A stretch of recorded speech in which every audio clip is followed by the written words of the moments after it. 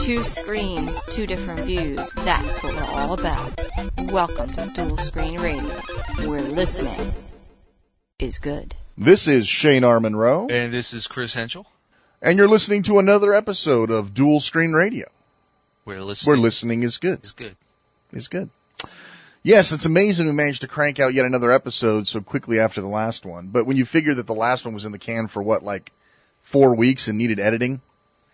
Really bad editing? Well, that's on top of the fact that we re-recorded it.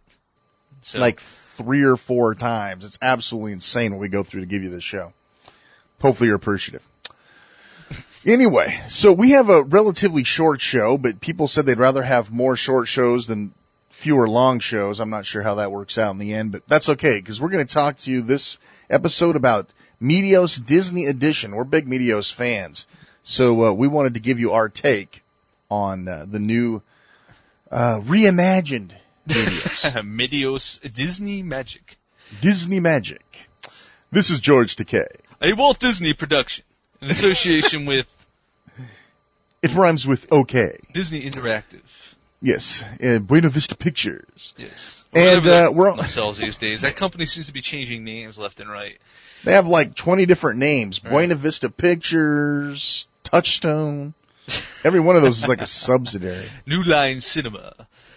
No, New Line. That's not part of them. Touchstone, yeah. That's funny. But now even their video game wing is just, left and right. It's new names. I mean, what was Narnia under? And then Pirates was under something different. Yeah, that's so funny. Yeah. That's too funny. So, yes. Anyway. Go ahead. Yeah, we're also going to talk to you about the Opera web browser. Yes, it's finally hitting the United States. We'll tell you what you can expect to see and when. Yeah, some new news this week thanks to the Gamers Developer Conference.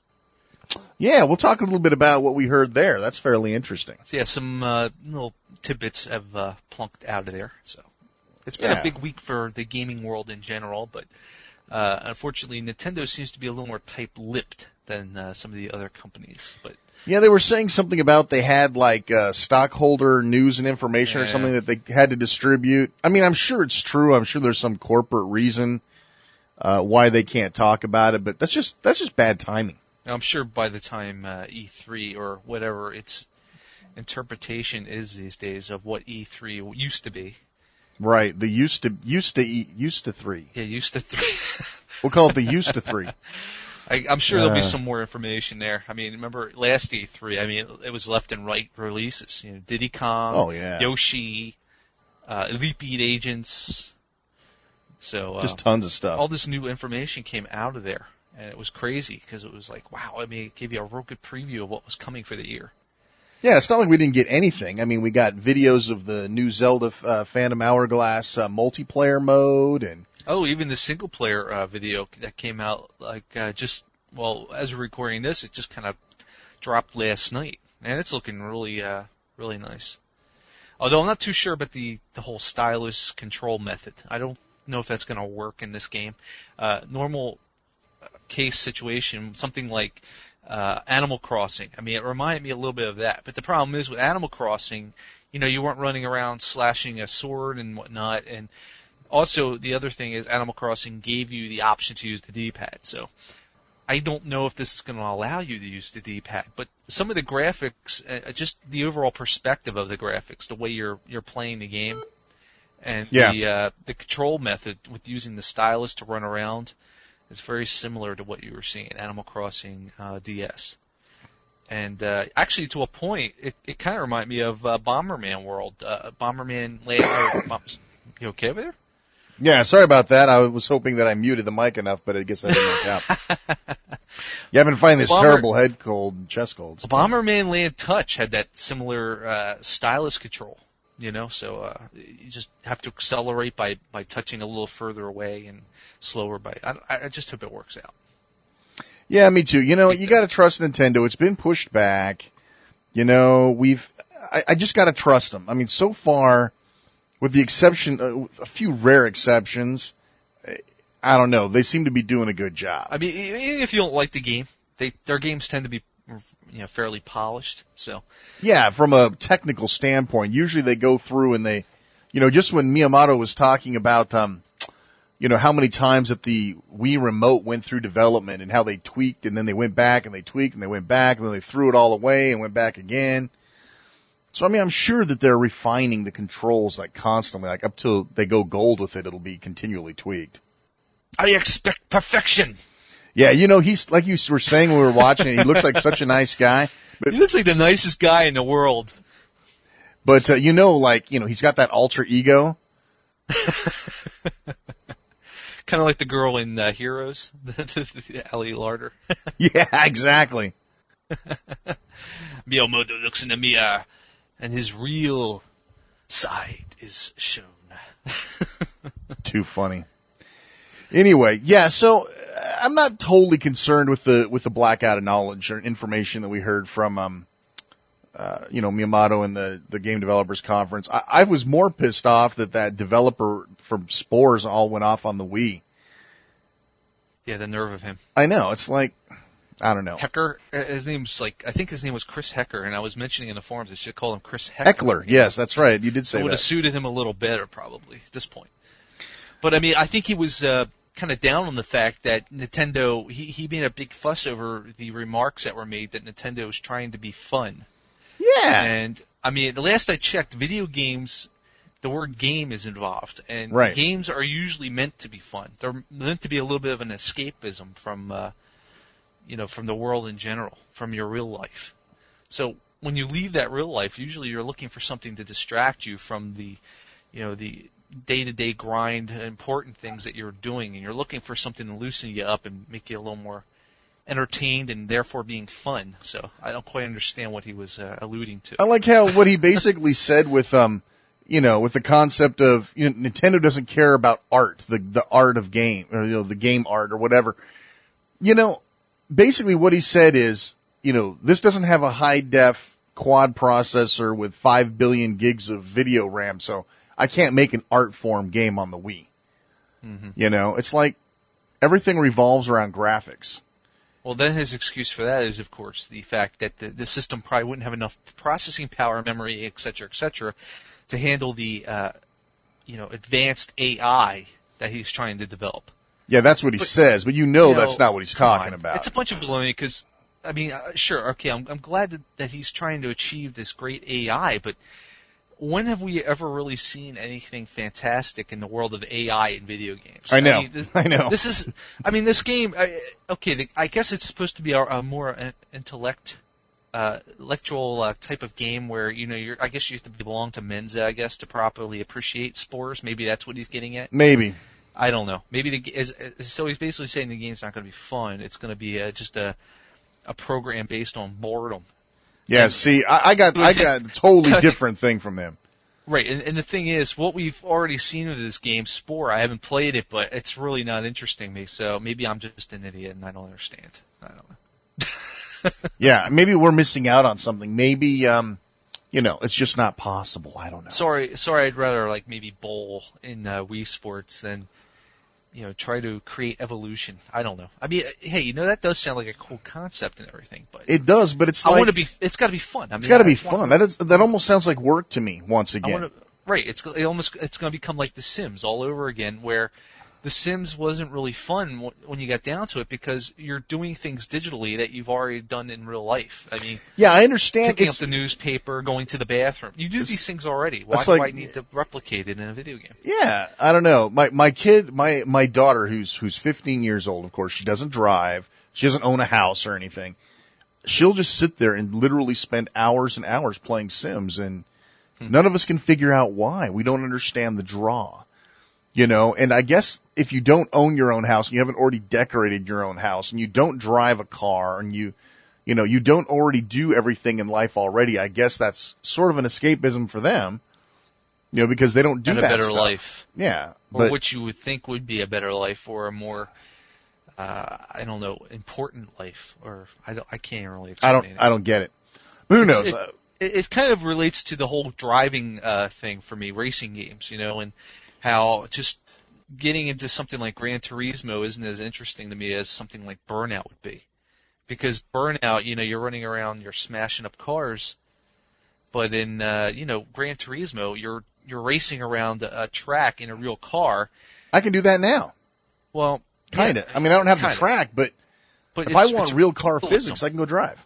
Right, exactly. And I'm not talking necessarily about the speed, but even then, what kind of speed are you achieving? 150 miles per hour or something like that. But I want lack of realism when I play video games. Yeah. I really do.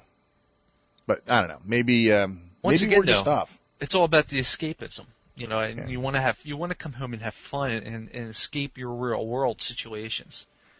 You want to be in that little fantasy world just for 5 minutes. See, I think that's the problem. I think too many people are getting, too into gaming where it consumes. It's like these EverQuest, World of Warcraft people. Uh-huh. It's like it becomes so all-consuming. It's no longer fun. When I interviewed Larry Kaplan on Retro Gaming Radio, he was this huge EverQuest whore, and apparently, Really? yeah, and apparently his whole goal was that he ran like a bone shop. So he was a storekeeper. Yeah, a bone shop. Follow me on this one. Because I don't know. To me, this just screams of way too much work, and I don't know. I'm still trying to figure out the concept of working while you play video games, but who knows? But this is how I understand it. Apparently, only certain classes or races. Now, I'm not an EverQuest person, folks. Don't call me up and say, "Dude, you don't know nothing." Yeah, duh. I don't play EverQuest. But from what I understand from the interview, this guy, he's a certain class of character which can collect these bones of some sort, skeleton bones. And these skeleton bones are really useful in certain spells, or they're worth a certain amount of money. There's some value to them. Especially, Are they almost like in Diablo when you're putting them in your weapons, the little stones and stuff, kind of that a little bit? I don't know for sure. Never played it. The idea is that most people, couldn't get them, and that you couldn't get them, especially if you were like a new player. So they're kind of a fringe item. They're a fringe item, but yeah. he had access to them, and it really helps people out. So he would sit like outside of town waiting for new players to roll in and give them bones or sell them bones or whatever. And then he would log in, go harvest bones, come set up shop, sell bones, and repeat that as necessary. And I said to him, dude, that sounds like work. That sounds like you're going to work. Right? Does that sound like work to you? That sounds like work to me. It doesn't sound very enjoyable. Yeah, I don't know. It could just be us. Maybe we're missing the whole point. Maybe people find that fun. I sure don't. But then what do I know? Nothing. We've already established I know nothing. The man Yeah, who the guy that Kaboom created possibly now one of the best Twitch games of all time. In EverQuest. Can now be I think it found was selling EverQuest, yeah. bones, and you said This is the EverQuest? funniest thing ever, man. But anyway, so I don't know. It's so funny that people. I guess my point is people are taking games too seriously. I guess that's part of it. I guess if you're a professional, you're in the business. Yeah. It's your life's blood to take gaming seriously as a business model. But you've also got to realize that we don't give a rat's butt what sort of procedural programming you're using and how advanced your AI is, unless it directly affects our entertainment value of the game. So you don't need to come to us and say, the Wii, it's like just couple of Game Cubes stuck together with duct tape. It's like, we don't care. We're having a good time. Your job is to make us have a good time. We don't need to hear about how hard it is for you to engage the Wiimote or how difficult it is for you to squeeze graphic power out of the process. That's your job. I write software for the county, for the clerk of the court county that handles marriage licenses and things like that. If somebody waiting at the counter to process a marriage license is waiting too long and they get all pissy and I come up to them and say, I have to code and I have to put this stuff in here and I've got to deploy the objects. They don't want to hear about that crap. They're pissed that they're waiting. So, I mean, point. obviously, it was a game developers conference. It wasn't the conference for the regular people. But I did notice how he turned coat like the very next day and couldn't apologize enough for making those bad comments. Oh, it's because, he even upset his coworkers that were working on the game. It's like, hey, what's that crap? Right, because these guys probably have different feelings about the whole concept of a game. Exactly. And you know, I think the problem is that I think the whole industry as a whole has got this idea that, you know, all these gamers are now growing up. You know, we're all in our 30s, or dare I say almost 40s. Yeah, the original generation of gamers, yeah. Right. And even at the most, maybe even the PlayStation generation who grew up with the PS1, they're, you know, they might be just heading now into their 20s. So they're looking for more mature subject matter and, you know, quote unquote mature, you know. Yeah, not. Yeah, I mean, you know, something like Gears of War or whatever. I mean, I don't know. I don't know if is that why it's considered. I guess it's considered mature because there's some bad words and some violence. Yeah, maybe. But you know, even as a kid, you know, this has nothing against Gears of War, but the subject matter of them running around blowing away aliens and stuff, I would have probably liked that even when I was 10. Right. So, you know, who's to say that's specifically only for somebody who may be 25 or older, you know? Yeah, the quote mature audience.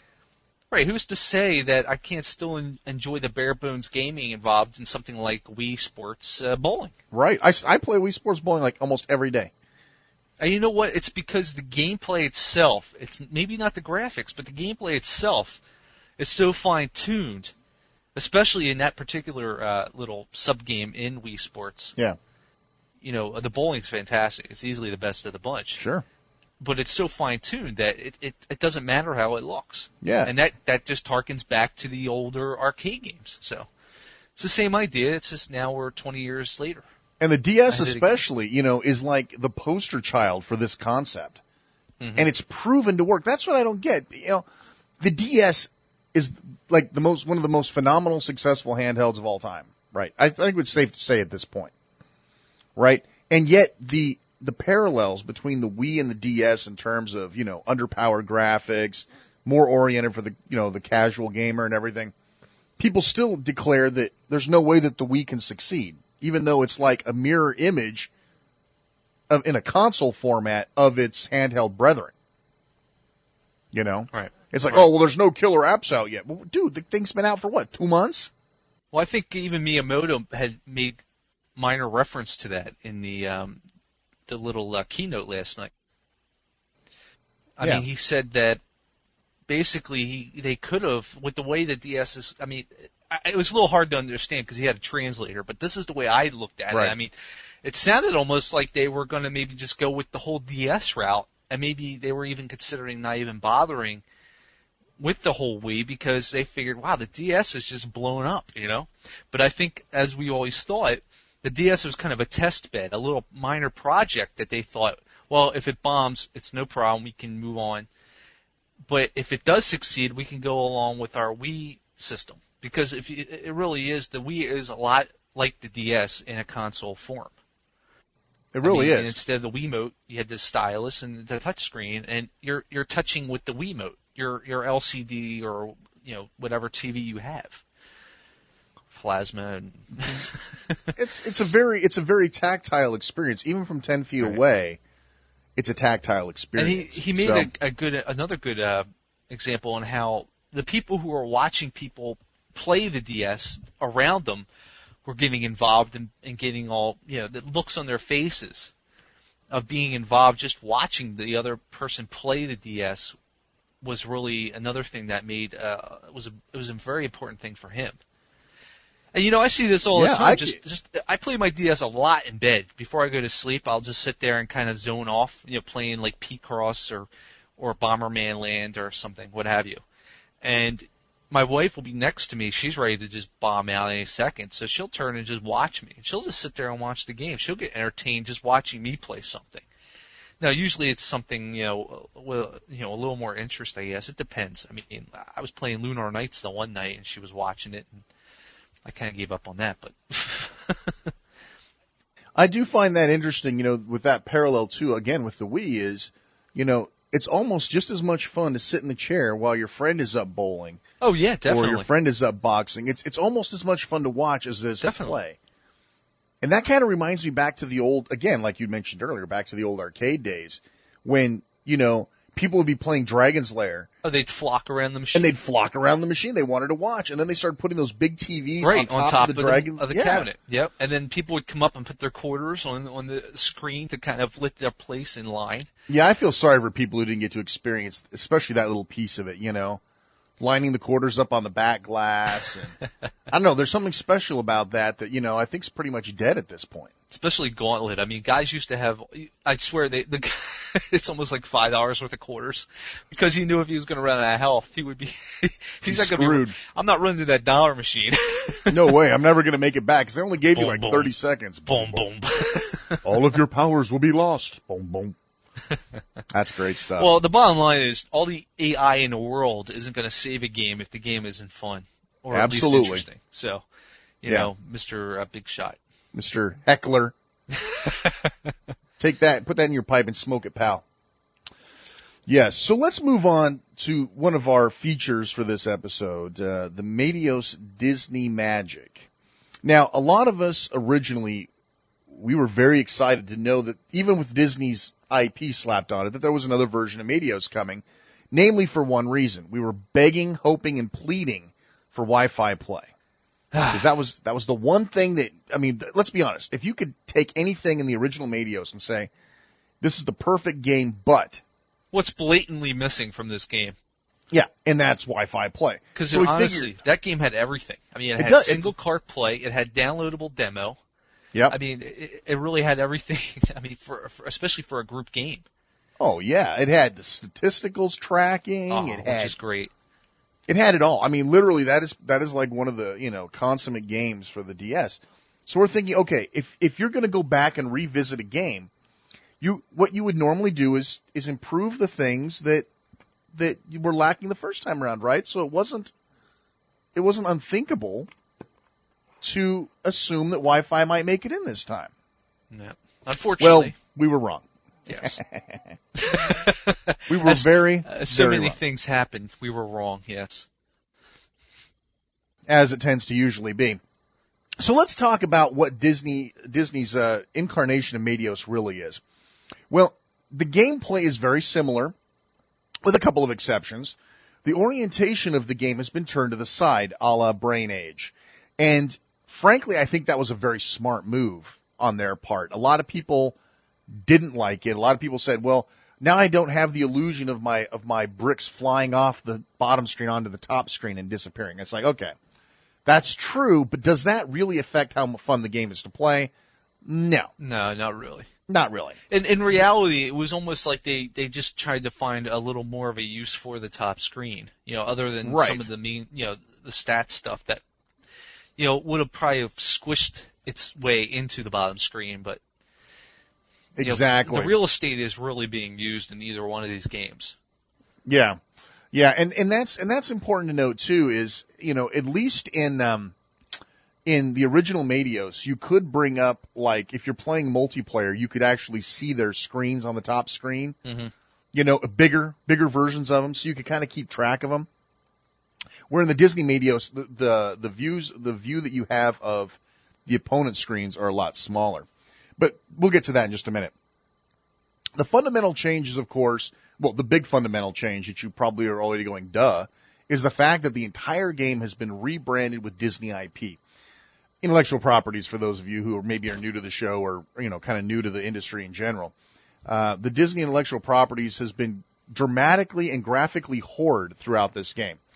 Everything from Cinderella to Pirates of the Caribbean and everything in between is represented here. You know, on the original Meteos, you had planets that you visited. Each one had different gravities, different graphic sets, that sort of thing. They reproduced this exact same concept, only this time they used Disney IPs. If you're playing the Little Mermaid IP, for example, it's like you're playing with your blocks underwater. Mm-hmm. So that is your higher gravity. Right, your little scenario. Gameplay quirk for that particular level. For that particular level. Dare I say, difficulty setting. Yeah, really, that's kind of what it boils down to. And so there's that change. Instead of in reality, it almost reminds me. It's almost dare I say a dip switch setting. You know, because every level has got its own little hits and highs and lows and quirks, and certain pieces will jump off the screen faster, whereas other ones will take a little more push to get them off the screen, depending on the gravity level. And the thing is, it doesn't make as much sense here because at least in Medios, the game was set on different planets and in space. It had an overall science fiction theme to it. Right, so you kind of could buy into, this planet has greater density of gravity, that sort of thing. But then you jump into, the jungle with the Lion King, and you're in the Serengeti or whatever. Yeah, right. Is the gravity different out in Africa? Yeah, I don't think so. So yeah, there's definitely sort of the loss there. But the basic concept of every screen having its own quirks. Do verticals shoot higher and faster than horizontals? That sort of thing. All of that stuff has been carried over from Medios, the original Medios to the new Medios, so you don't have to worry about losing that part of the gameplay. Now, the other fundamental change, and everybody's already heard about this, so let's address it. The biggest fundamental change in terms of gameplay is you can now move pieces left and right as well as up and down. And I'll tell you, the Medios purists just screamed like a stuck pig about the concept. Well, it's not any fun now. If you can move left and right, there's no challenge in it. Now, that's not necessarily true, and we're going to address that in just a minute. The good news is they've sort of addressed the scratching issue as well by kind of forcing you into your rows. In this incarnation, and Chris, correct me if I'm wrong, but when you're playing in Disney Medios, when you actually highlight and start moving something, you're locked into the orientation you started moving it. Mm-hmm. So if I grab a block with the stylus and I start moving it down, this big red box appears around that column. Right, it's almost like a little overlay or something. Yeah, and it locks you into moving up and down. So it's not like you can grab a piece and go down to, left to, up to, over to. Right. You're locked into that orientation until you lift your stylus off and then shift it the other way. This prevents an over-abuse of that scratching that used to be one of the, the Luminis people used to always, talk about how bad Medios was. Right, that was one of the things that they were always comparing. And since both those games were made by the same creators, I don't know about that whole comparison thing, but yeah, it never made sense to me. One of the big criticisms about the original was the fact that you could just take the stylus and rub it all over the screen, especially when things got a little antsy at the end there, when your pieces were filling up the entire screen and you're ready to explode, that you could easily just take the stylus, rub it all over the place, and by the luck of the draw, you would happen to scrabble over a piece that could be moved or ignite a whole bunch of blocks without even really putting any thought into it. Just kind of a random scribble. So in that sense, it has been kind of fixed here, although I never really played it that way. I don't personally think... I never played it that way. I personally never really saw much of a criticism involved in that because that really never won you over in the game anyway. If you were going to do that, the only way you could really do that is if the screen was going to be extremely filled with pieces as it is. Right. And, it's a lot more logical to go through and look for some pieces rather than just to mindlessly scribble when you could easily say, oh, those got to go, those got to go, if you look quick enough. Just scribbling outright isn't going to solve anything when you're probably not even going to scribble over anything that's going to help you. So exactly you're going to spend right. more time scribbling than you are putting some thought into how you're going to play the game. Yeah. So I never really looked at that as an Achilles heel to the game anyway, but a lot of people did, and they did address that. So kudos to Q for that. Now, let's talk about some of the other gameplay items with updates, idiosyncrasies. Yeah. Instead of Mediosecrecies. We talked about Mediosecrecies. So in the game, as we already talked about, the orientation of the game is now vertical, and on the left-hand side, you will see absolutely the artwork is very good.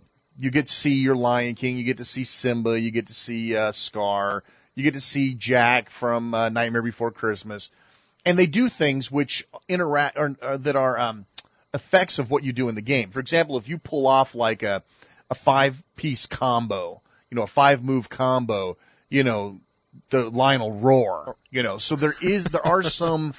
Now, obviously, you're not going to look over there, but it's kind of cool for spectators. It's kind of one of those things we were just talking about where it actually becomes more fun as a spectator to watch some of the other crap that's going on. I hit a 5-video combo.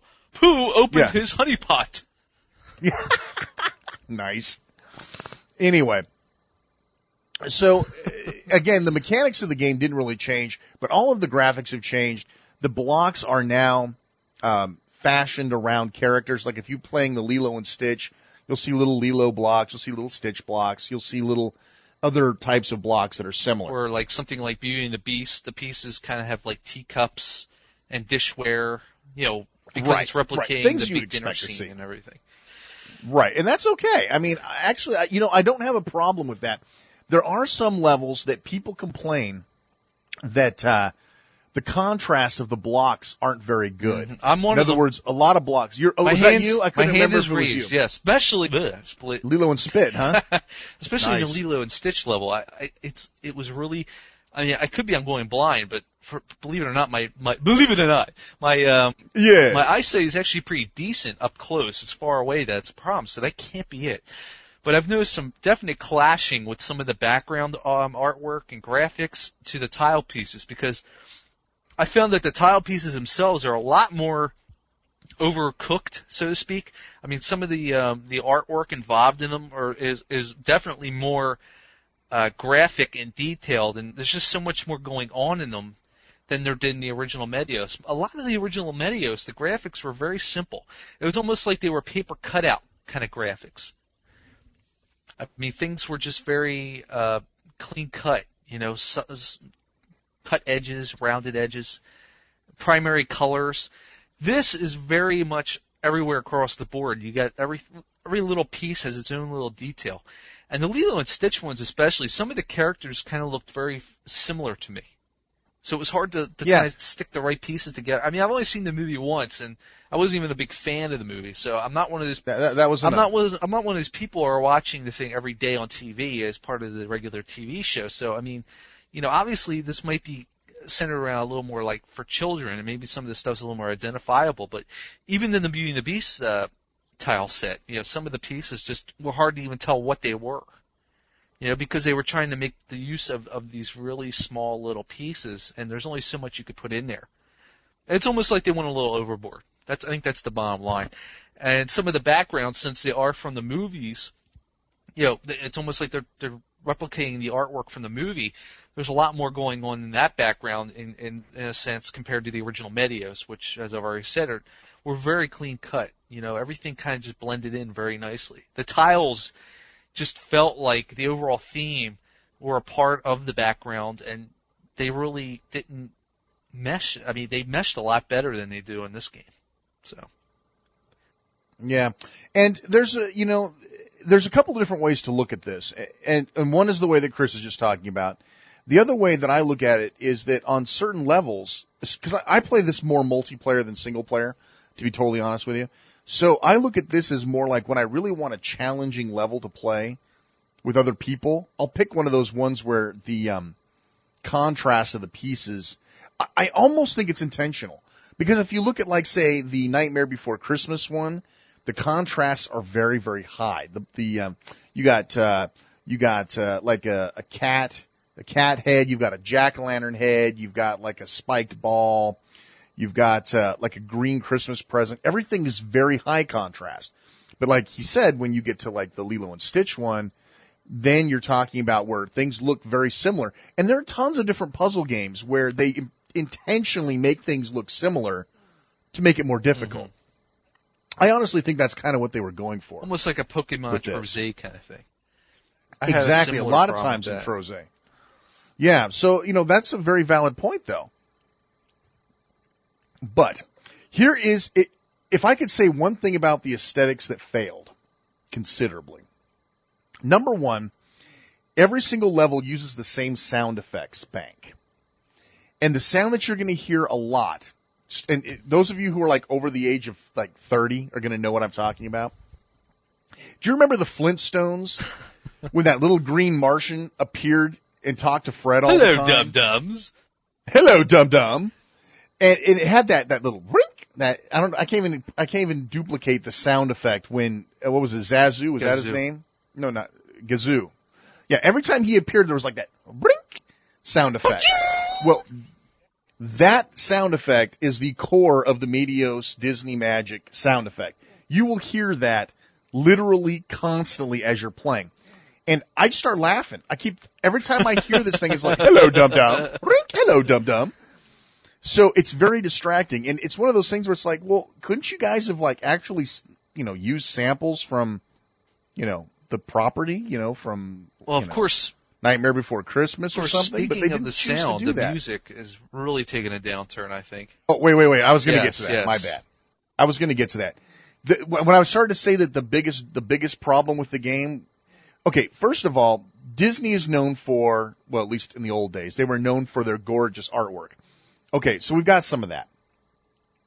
They're also known, especially in the latter days, for their exceptional soundtracks. I mean, some of these soundtracks were translated into like every single possible language in the planet. Little Mermaid, Lion King. Little Mermaid, Lion King, all of these have like, platinum soundtracks that came out.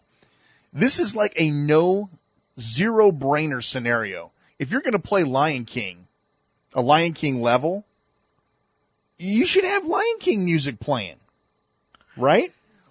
If you've got Little Mermaid, I mean, come on. This is like the easiest part of the whoring of the IP you can get. The timeless kind of music that everybody, even people who aren't hardcore Disney fans, are going to get.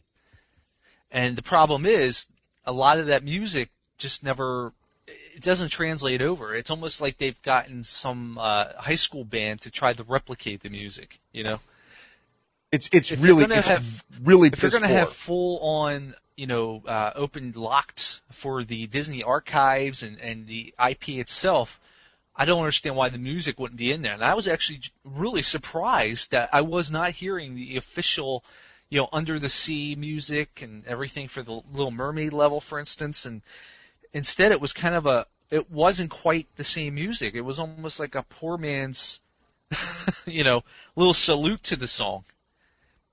It really gave me the feeling that they ran out of time or this wasn't part of the budget. I mean, otherwise it doesn't make sense.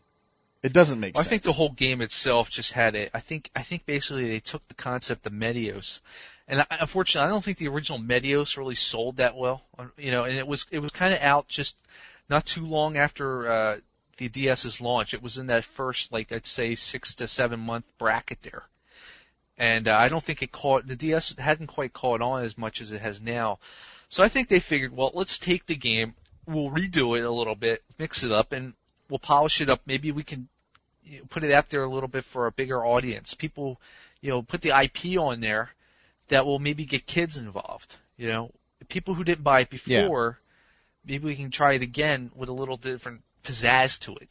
And I think that's one of the reasons, on top of, I don't know if it's really the scratch issue that we mentioned earlier, but I think the whole changing of the horizontal movement of the blocks really came down to them trying to maybe make it a little more simplistic for kids to pick up and play. At least let's put it this way, a greater, more casual audience. I wouldn't necessarily say it's geared towards children. No, it isn't. Disney's I mean, I've gotten stuck on a couple levels. Little Mermaid level, that's got some horrible gravity. I'm terrible at the horrible gravity levels. And then it's a horrible gravity. Even the Nightmare Before Christmas, there was one of the levels in there. It might have been later on a higher difficulty that I got really stuck up on. So so don't let the IP scare you. The other thing, too, is once you play for a while, you start unlocking all these different stages, just like on the original Meteos, you start unlocking stuff.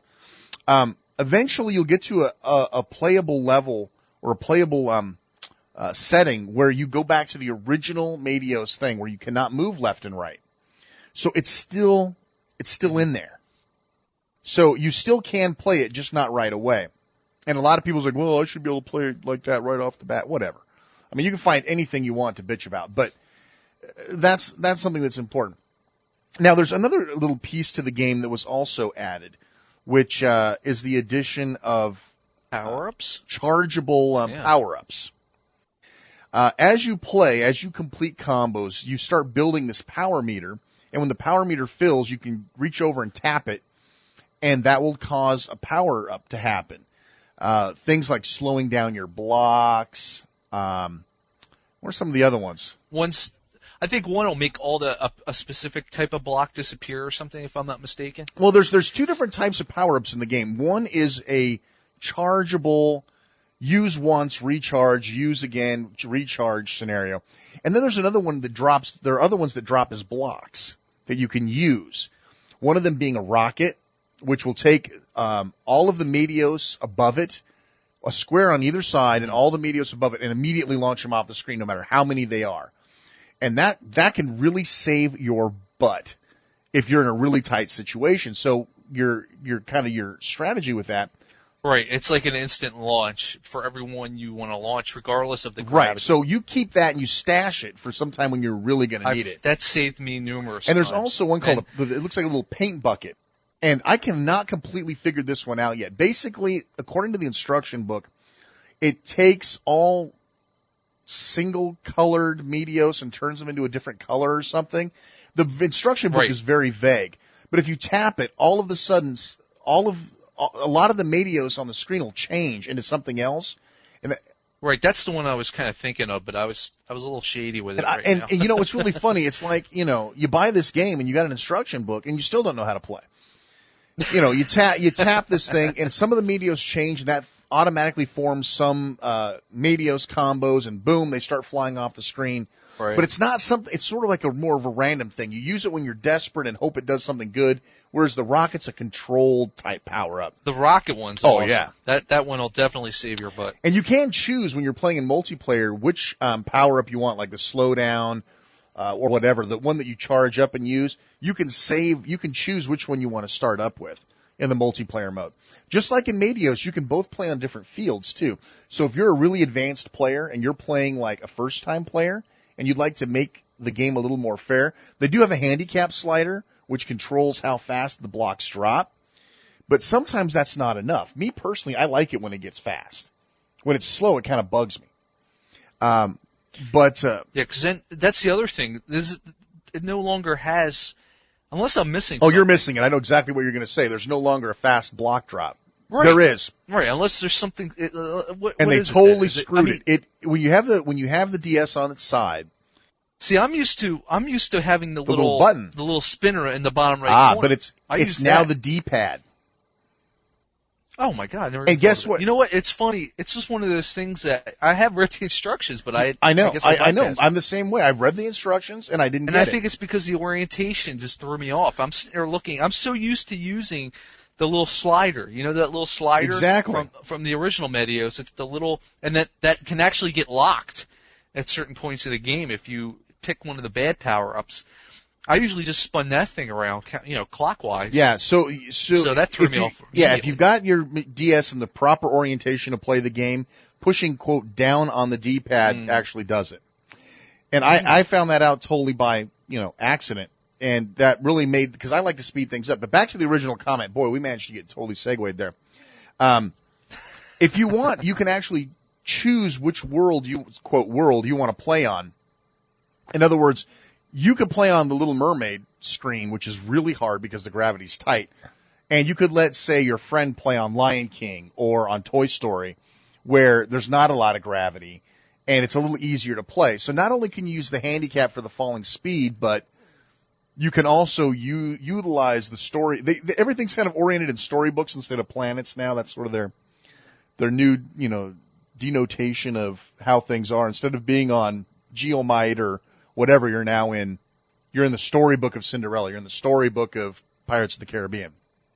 Right, because even in the extra section, it's got them all lined up on a bookshelf. Each of the levels has little books. Yeah, exactly. So there's a different kind of an orientation. The multiplayer mode, let's talk about that real quick. We're kind of dragging on here on this whole Meteos thing. But let me move to the multiplayer.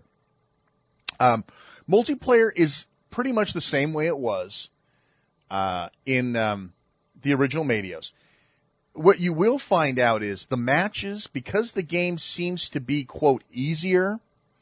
I don't necessarily call it easier, but because you have more options to be able to move vertically and horizontally, the game lasts longer. Whereas in a regular 3-player multi-session of Meteos, if you had 3 really good players and you're playing like a single life, it could be over fairly quick. I mean, you could probably throw down a 3-4 minute game and somebody's going to win because you just got that good at it. Now, when I take all of my Medios friends and we sat down to play this, we found that we could live a lot longer in competition. We were playing 9-minute games, 12-minute games. So that's something to consider. Now, we were playing the Medios Disney orientation, which is slide left and right, up and down. But I imagine later on, once everybody had everything unlocked, we could all play horizontal only on a really hard storybook, and it would be just like the old school days. But part of the problem is, and I don't know about other people, but my eyes end up locking up playing a game like Medios for 12 minutes at a time. 3-4 minutes I'm good at, but I mean, my eyes start drying out because I don't blink when I play Medios. I swear to God, I don't blink. And that's a funny thing that you mentioned it, because most Medios games very rarely go over the 5-minute mark. Right. Because, I mean, they're very quick games. You can never, it's not a game like Tetris that you're going to be playing for maybe an hour, right. If you're really good at it. With Medios, you could be as good as possible, but you're still only going to play for maybe 5 or 6 minutes max, because the game just gets insane. Right. And I think that's why a lot of the individual missions, I guess you want to say, in both versions of this game are kind of timed to under 3 minutes or so. And that's another thing. I mean, there's a lot more. I mean, you had some in the original, but there's a lot more mission-based stuff in this one. Yes, there are. It does seem to be that way. They seem a little more varied. So you're a little more on the edge in trying to achieve goals and so forth. But I don't know. Overall, I found that this game wasn't quite as charming, quote unquote, as the original, and that the lack of Wi-Fi really hurt it. I mean, it seems like nowadays putting in Wi-Fi in a game should be old hat at this point. You know what I mean? Yeah. And I thought that was a total ball drop for this game overall. And one of the big things that's missing from it that I really liked about the original, and it's not even a big deal, but it's something that they put in there and I thought was really cool, was how you could take all the little Medios that you've launched. Yeah. And they were accumulated into a bank off the screen. Right. Anytime you would launch a particular type of Medios, it would end up in your little storehouse. And when you exit the game and go into the extra section, you could use them to purchase things. Purchase the unlockable, the characters that you meet as you play through the levels of the game. If you play a harder level, you'll meet newer planets and newer types of aliens. And if you collect a specific type of Medios, each one has its own quote-unquote recipe, to put together of Medios of a particular type. Yes. That you can turn and buy that particular alien to use either in single-player or multiplayer modes. Yeah. Or that level in general. So something like that I thought was really cool. And on top of that, you can unlock the music or, sound effects, little things like that. I think to unlock Medio, who was the ultimate bad guy, you needed a certain amount from every single type of Medios in the game. So he was a little harder to unlock. Because there's about, I think, maybe, 9 or so different Medios, 12? I don't know. There's quite a few of them. Yeah, there were a lot. This game does not have that. This Disney Medios, as far as I can tell, does not have anything like that. Yeah, I couldn't find anything to that effect. It was just a cool little extra. I mean, it made things feel a little more like you have achieved something, a little something to shoot for. And it kind of let the life of the game increase a little bit more, rather than being your typical pick-up-and-play addictive type of puzzle game. This gave you a little more extra to shoot for, like 6 months down the road. If you have this game, even in the original Medios, I haven't unlocked everything in that. I think it's still, I still continue to play it because it's fun trying to collect all the Medios to try to, on top of trying to get a high score or beating your score in a single player game. So I think that's something really cool. Just little things like that just seem to be lacking in this game. And like you said, could be because maybe it was rushed. I mean, since they had Disney involved, maybe there was something that was put on top of the development crew to say, look, Disney wants this out by a particular time. I don't know, but yeah, I thought that was kind of sad that they took that out. I mean, obviously it wasn't a huge factor as to how fun the game was to play, but no. It was really cool though. It was something that I discovered that, it was like a day or two after I started playing that I kind of noticed it, and I'm like, wow, this is really cool. Yeah. So I'm sorry to have seen that gone. But it's not like It's not like you can't go back and play the original. I guess there's two ways to look at this title to kind of start wrapping things up here. Mm-hmm. There's a couple different ways to look at this title. Is it a replacement for Meteos? Is it a complement to Meteos? Should you buy one or the other or both? And where is which one is, quote, more fun? And I'd like to say that, okay, there's no Wi-Fi in either one of them. So in order to say, to compare and contrast and say, well, this doesn't have Wi-Fi, so it sucks. Well, it's not going to have Wi-Fi. Get over it. It's a great LAN experience. It's a great multiplayer experience. It's got single card play. You can download a demo. It's a great local type of a game, but you're not going to play it on Wi-Fi. Just accept that as a fact, and you don't have to worry about either one of these versions. Now, it really comes down to, are you a lover of the Disney IP, or do you prefer the more sci-fi approach? That's one way to start determining, well, which one should I get? Should I look at Meteos where it's more sci-fi based, or should I go with more of the cutesy Disney properties? It's something you're going to let your kids play. Your wife is going to want to play Disney Meteos a lot more than she's going to want to play regular Meteos. Guaranteed. What did Miyamoto call that? The wifo-meter? The wife-ometer? Right, yeah. Yeah, that was pretty funny. That was a brilliant insight by Mr. Miyamoto was, every game that comes into his house, there's a wife-ometer, up or down gauge that he has in his house that, Nintendogs really filled the wife-ometer gauge up and Zelda brought the thing way down.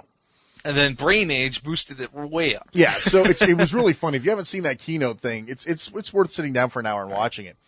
But trust me, you will score big points with the wife and the kids, providing you have this to worry about, if you go with the Disney's Meteos. Yeah. In my opinion, the games are complementary.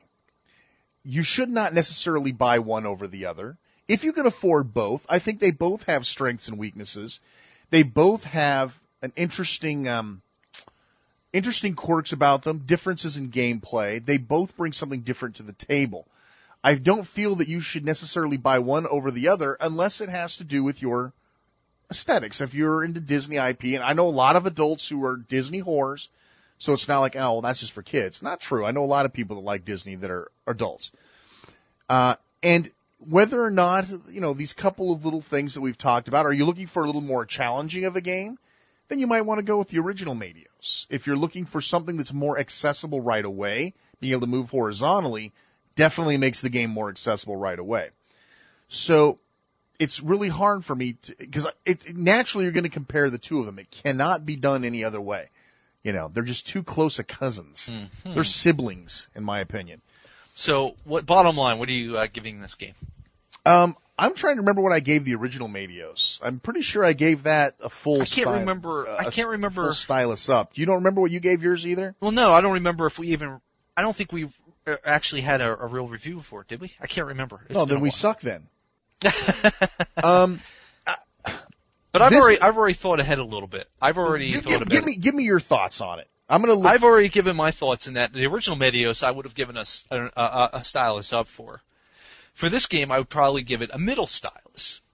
Okay, give us your qualifications. And I think it's because of the fact that just little things irk me about this game. I just don't think there's something about its style. I think its style it just doesn't ooze the style that the original one did.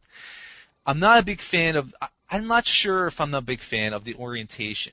I'm not sure if I'm really sold on it yet. Right. Because for me, the left screen is now completely wasted. I mean, it's just one big picture. Right. That changes every once in a while when you do something good. Yeah. Whereas in the original Meteos, sure, I mean, there wasn't a lot going on there either, but it kept the score and it kept some of the little, stats. It would show you your opponent's screens. Right. Things like that. This does not do that, at least as far as I can tell, to any big degree. Yeah. It's mostly a big picture. Now, on the other hand, by putting it in that orientation of the Brain Age vertical screen orientation, you're getting a little more screen real estate. Yeah. But at the same time, I have not really noticed much of a difference in that screen real estate because, most of the top of the screen is you're going to be launching them off anyway. I don't know. There's a couple. Let me just before you finish up, let me just bring a couple of schools of thought on that concept. In the horizontal orientation, you have more Meteos as a base. In other words, you have a wider screen, you have more base Medios, but you don't have nearly as long as they come back down, because for those of you who aren't familiar with that, when you line up 3, it starts boosting them off the screen like a rocket launch. And if the gravity's too high and you don't get them quite off the screen, they start falling back down, right? In the horizontal orientation, you have less time to finish the combo or to create a new combo to get those off the screen than you do in the vertical mode. And that also changes the game from reduce your core amount of Medios as fast as possible to keeping the combos that are already in the air alive. Right. It changes the orientation, just doesn't change, the orientation. It affects how you play the game. You're no longer watching your core Medios at the bottom. You're watching how your things are falling and whether or not you can get those back up in the air quicker with a combo. Right. I'm not necessarily saying it's better, but it's different, which is why I believe the products are so complementary in terms of the gameplay, while using the same mechanics, definitely is different from each one of the titles. Go ahead and finish. I just wanted to bring that up before. The bottom line is, I would say that if you've never given Medios a chance before and you're interested in it, I would try to scope out the original Medios, just based on the fact that the game's a lot cheaper nowadays. That's completely true, and you don't have to pay any sort of extra. I mean, the game is basically $19.99 if you look around it. It's not as easy to find as it once was, but it is findable. This game, what was it, 30 or 35? Because of actually, Disney's Medios was $29.95. Yeah. You did not pay extra for the Disney IP this time. Now the thing is, if you're new to the world of Medios, you may want to check out the original. Otherwise, if you have kids who might want to be playing this game, maybe even trying to get the wife involved, whatever, this one might be worth going for. Personally, I really like the whole strategy thing of just being able to move the blocks up and down also. Yeah. I thought the whole horizontal thing kind of was a bit confusing because I found myself forgetting at times that I could even move them horizontal. Because I was so used to it in the original. So that's a perfect point. If you're looking for more a die-hard puzzle game, something that offers more challenge right away, the original Medios is probably going to be a lot more for you, to be sure. I totally agree with that. Either way, I don't think either one of these games I think is a good choice. I mean, you could pick up, I would recommend the original over this one probably, just based on, I just something about the overall gameplay itself of the original just really seemed to suit me a little more than the Disney version of it. And it has nothing to do against Disney necessarily. I mean, the game is certainly polished. It's very well done. But I thought I've already said some of the artworks kind of clash. It may be a personal thing, but it was something that did influence my whole decision on the game. I mean, if I'm having trouble playing the thing, I thought the lack of the Wi-Fi was kind of a no-brainer. Not that it was promised in the first place, much like Mario Basket, but just little things like not being really able to see. I don't think the screens were used as well as it was in the original. I mean, just based on the multiplayer aspect. Yeah. I don't know. It's a decent game. I'm not giving it that high recommendation that I would give the original. Yeah, and I'm gonna second that. I'm also gonna go with a level stylus. The original is definitely tough to beat. It really is. The original game was so well polished. Of course, we've been at it longer too. I mean, we're very jaded. You have to admit. Right. We've been playing Medios for what? A lot of years now. Almost 2 years, yes. We've been playing it for a long time, and the Disney thing may or may not grow on you. My thought on the matter is, you're not going to go wrong with either game. Again, it's going to depend on your target audience. If you're a loner, if you're a diehard puzzle player, you've been doing it a lot, you're not going to be playing with your kids, your wife. The wifeometer, factor is not a factor in your decision. Definitely scope out the original one. You're going to find it hard to get a hold of one, though. You're probably going to have to buy it used at GameStop. You're going to get screwed out of your manual in your box. You could probably get it on eBay. You're just going to pay that stupid $12 shipping for a 5-ounce item. But if you can locate it, definitely. If not, it's not a bad introduction to the Medios world. Now, no. Medios may not even appeal to you. The concept alone, you pick up Disney's Magic Medios and you play it and you go, man, this is really cool. I'd like to go further. then go find the original Meteos. What's funny is I remember it was one of the first games I talked my dad into getting, saying, wow, it's a really cool little puzzler, pick it up. And when he first got his DS, and sure enough, to this day, he still cannot figure out Meteos. He's not a big fan of it at all. He could never figure out. I know a lot of people. I can't figure that dang game out. So I'd give the original Meteos a stylus up. But if you go to dualscreenradio.com and look it up in the database, both games have a 4.0 out of 10 rating. Yeah. Or I'm sorry, a 4 out of 5 rating. So you can't really go wrong. I mean, it's not a bad game, but especially if you already own the original Meteos, unless you're some super hardcore Disney fan, you might want to pass. It's not worth owning both, I don't think. Yeah, if you already own the original Meteos and you've burned out of it and you want your family to play with you or something like that, and you're trying to get them engaged, this might be the way to do it. This might be the door in. And whatnot, in me and my family's case, my wife would have Disney Meteos in her machine. I'd have, the original Meteos in mine, and we could both be basically playing the same sort of game. Only she gets her Disney IP and I get the cool sci-fi thing. So level stylus for me as well. It was very nice of them not to charge the extra $5 for the Disney IP. Privilege for the Disney name, yes. Yeah, it's not like Pokemon where it automatically commands an extra 5 bones. I guarantee you, folks, you wait 3 to 6 months, you'll see Disney Meteos for $19.95. Guaranteed, without a doubt, you'll be able to get it for $19.95. And at that point in time, you'll be able to get it used for $14.95. And then, at that point in time, you can pick it up off eBay for $9.95. So, as with every other game, that it doesn't command a high price tag like Bomberman Land Touched. Right. This is going to be one of those games that the longer you wait, the cheaper it'll get.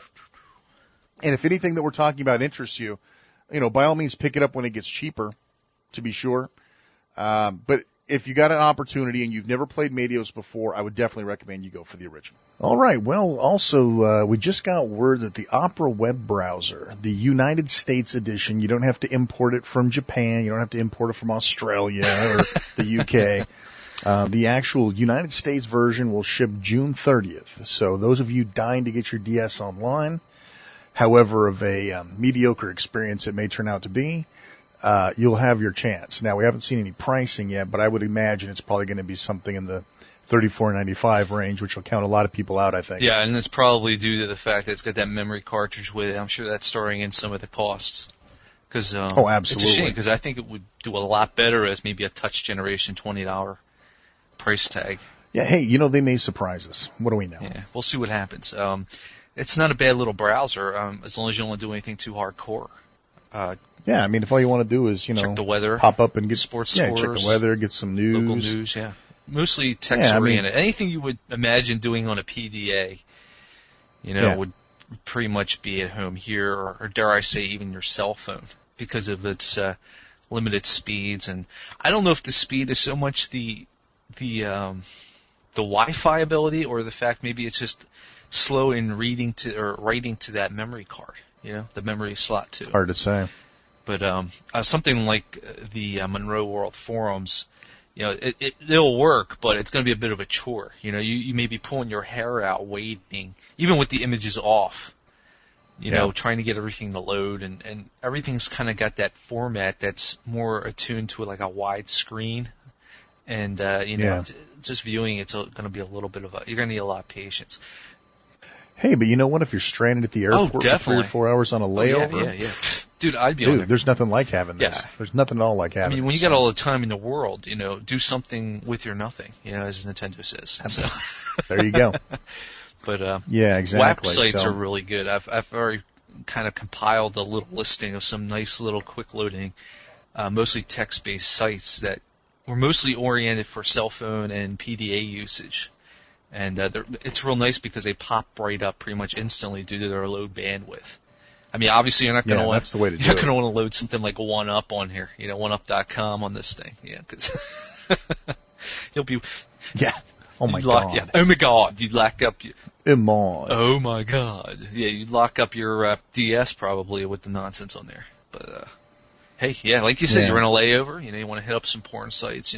Get a little thrill before you take off. Nice. That's funny. You're sipping your latte. Your grande latte. I'm sorry, I hate the Starbucks generation, but what can I tell you? Well, at least we're getting it in any case. I mean, I don't feel as left out as I did before. I don't feel as shunned. Even though it's almost a year later that we'll be getting it. I think it came out in July over there. Yeah, I don't understand it. I mean, it was already localized to UK, to Europe, English. It's crazy. So I don't understand what they were doing. They must just buying their time. Who knows? Maybe something special will come out June 30th. Yeah, maybe they're improving it. I don't know. Hey, that'd be great. That'd be super. Go ahead. I guess we have one more thing to talk about. We got the other big news, and this is kind of just in, I guess, in the last few days, is that Owenden 2 is going to be coming out for the DS. I didn't see this one coming. Oh, me neither. Morio, I can't even say it, but I'm going to try. Moreo Neketsu Rhythm Tamashi Osu Tatake Owenden. So that's I guess I don't know if that means more Owenden or what, but that's probably what it means. That's probably just because even more Owenden, more Owenden, something goofy like that. You know it is. It's that's goofy. Right. It's tongue-in-cheek goofiness. Right. But I personally, I don't consider this a sequel to Owenden. I consider this the third sequel. Counting Elite Beat Agents, this is going to be technically the third game in a series, I would think. Yeah. Obviously, it's going to be the sequel to, I guess, the characters in the original game. I assume they're in it. But there are some screenshots floating around. They're not necessarily screenshots per se, but they're scans from magazines of screenshots. I think it's from Famitsu. That's so funny. Magazine. Yeah, so somebody did some nice screenshot scans. I'll see if I can post some links in our links section for them. You guys can check them out. I just realized we didn't post them on the forum. I'm surprised nobody posted them. I don't think they did. Maybe they did, and I'm just missing it. But the forum you can find at dualscreenradio.com. Yes, dualscreenradio.com. Just in case everybody was wondering. That's where the people who come in from the iTunes and just suck the show down and use us like the pathetic whores that we are. Yeah, exactly. And then throw us aside, delete us. You can find more substance in our brains at the site. That's right. 2 songs. There's already 2 songs that they've given the release for. Once again, I'm going to try my best here. Zenraku Shonen, which I think is the name of the band, and their song is called Sukuma Switch. Now, which is pretty cool because I did a search on YouTube, and there's the video for that song on there. That's so. Or funny, at least isn't it? it's a live portrayal for it. And it's kind of a low key, softer song, but you can tell it's going to fit right in with this game. It's got a very Owenden feel to it. And what's great is the one guy, is this Japanese dude. He's on the piano. He's got this big fro, Yeah, he does. It looks very funny on an Asian man. Doesn't seem to quite fit. The other song that's confirmed to be on this game is a band called Vista, and the song's called Going Underground. Nice. I don't think it has anything to do with Windows Vista, obviously. See, that'd be really funny if it did. Now, I haven't been able to find any kind of samples or videos or anything for this band. I don't know. Maybe they're relatively new. Because it seems like they mix them up a little bit. From what I understand, some of the Owenden songs were actually pretty old in age. I think that Linda Linda song that everybody's so fond of is a more older song. Much like, something like Let's Dance or, would be on the David Bowie song that was on, was it Let's Dance? What was the Bowie song on I thought it was Let's Dance, yeah. Yeah, okay. I thought so. All right. Yeah. I don't know. I had a blonde moment there for a second. That's an older track, but then you got something like, who's the one in the newer band? Oh, Avril Lavigne, So they mix it up a little bit, the same as Owenden. Well, anyway, Vista looks like they're more of a newer type, younger band, so they look more rock-oriented. So if that gives you any kind of a feel for what's going to be on here. But I'm going to post some links. I'll post some links to the YouTube video and the scans of the magazine. Pictures. Nice. Picture scans. But it's going to probably be import friendly, playing through the original Owenden. It's going to be a lot of fun. We all know what to do now. It's all old hat at this point. So. Yeah. And I'm really shocked that they're even doing it in the first place, considering the original didn't really sell very well. I think it only sold like so many thousand copies, and it had come out at a time when the DS was relatively new. And I think they figure, well, maybe now that the light is out and it's kind of reinvigorated everything in name of DS Lite or Nintendo DS, especially in Japan, they probably figure, well, let's give this another try. will bring another version of the game out and watch it sell like hotcakes, which I think it's going to do. Oh, I think so too. Yeah, I think it's going to have a bigger audience now than the original did. So very exciting. Anyway, here's hoping that somehow they'll make it over here, but I'm not counting on it considering we got repeat agents and they had to redo the whole entire thing for an American audience. So yeah, I guess we're going to have to knock that on our import calendar. That's right. So just one more thing. The browser is being released on June 4th. I don't know where I got 30th. I was going to say, but I thought maybe you knew something I didn't know, because I did see June 4th, but I'm thinking, maybe... you did know something I didn't know, that I was a dumbass. But I'm having my notes in front of me. I was going to say, well, wait a minute, I thought it was June 4th, but I'm thinking, maybe it is June 30th. Okay, I didn't want to step on your toes too much. No, feel free. My toes are black and blue. But hey, that's almost a whole month early, so... That's a whole, look at that. Just since the beginning of the show. We just upped its release date. Yeah, you're going to get it a whole month early. We should do that more often. We should do that. Hey, we got a big month coming up at the end of the month, too. I mean, dude, it's going to be insane. The next show is going to be absolutely weird, wacky, wild stuff. Hopefully we'll have some kind of initial take on Theme Park, because that's going to be coming out in a couple weeks. So I know. God, they better not mess that up. Up for that, man. I mean, hopefully everything I can tell, it looks like they may have actually pulled it off. I mean, there's some smart stylus use, it seems, going on, so I'm hopeful. I hope so, man. My wife's I don't want to be disappointed again.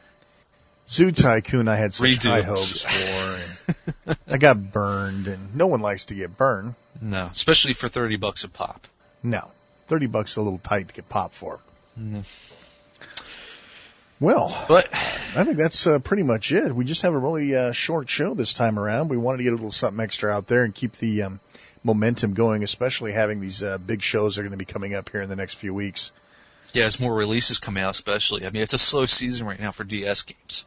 Yeah, but it's picking up soon. Unless you want us to discuss Hannah Montana. Yeah, or That's So Raven. Yeah, things like that. Because wouldn't you just love us to review those? We do need to take a show to do that. We should do like an April Fool's show or something. Oh, that'd be awesome. Just a bloodbath. A bloodbath of reviews. DS card bloodbath. Just go through and... It would be awesome. We could do all of those. Some of these horrible games. Oh, man. We could finally review Elf Bowling in its full F-24 glory. Stealth Fighter. Wiffle ball. My God, someone needs to be shot for that one. Okay, folks. Well, let's go ahead and wrap this episode up. This is Shane R. Monroe. This is Chris Henschel. And until next time, remember that listening is good. Take care, everybody. Bye.